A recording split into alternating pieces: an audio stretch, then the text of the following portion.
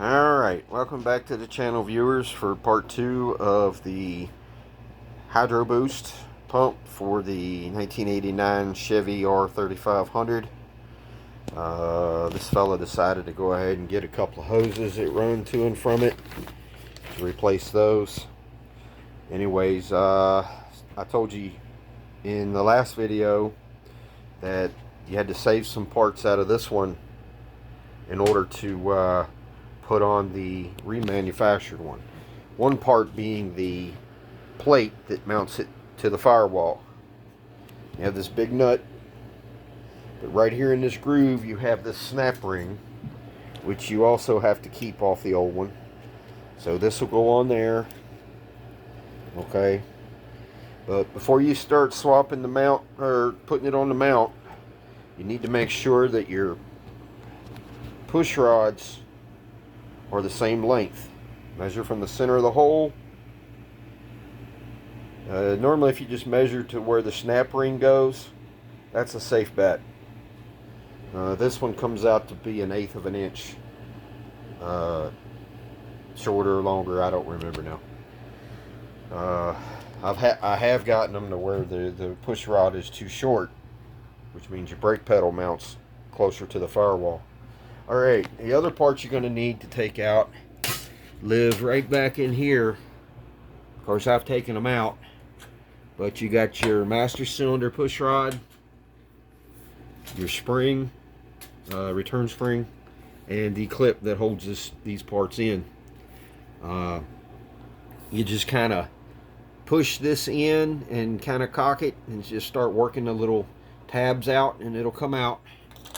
Just this spring's under some pressure, but not a lot of pressure. All right, so that's really about it. Told you on the last video you're going to need to save the mounting plate, or some parts, one of them being the mounting plate, snap ring, and the master cylinder parts.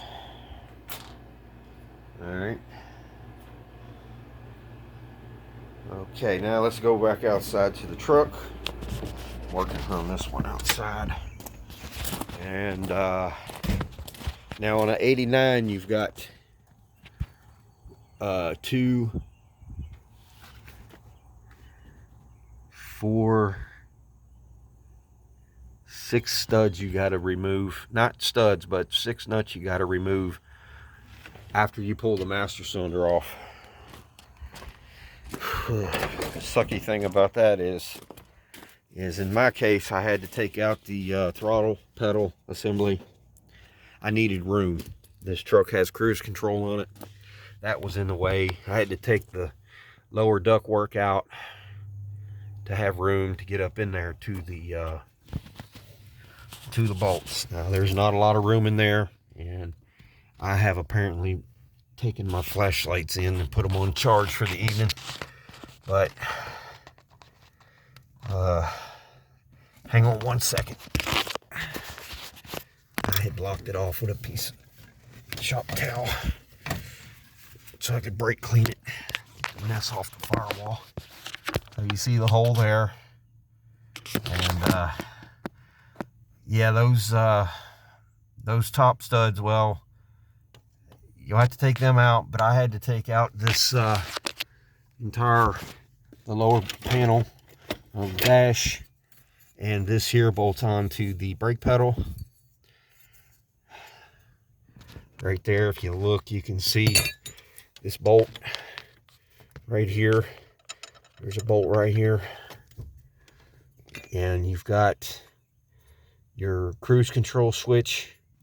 You've got your cruise control switch and your brake light switch mount side by side, and they rest up against this. So there's a lot of extra work just to get this bracket out of there. Oh boy. Okay, well, I don't know what else to tell you.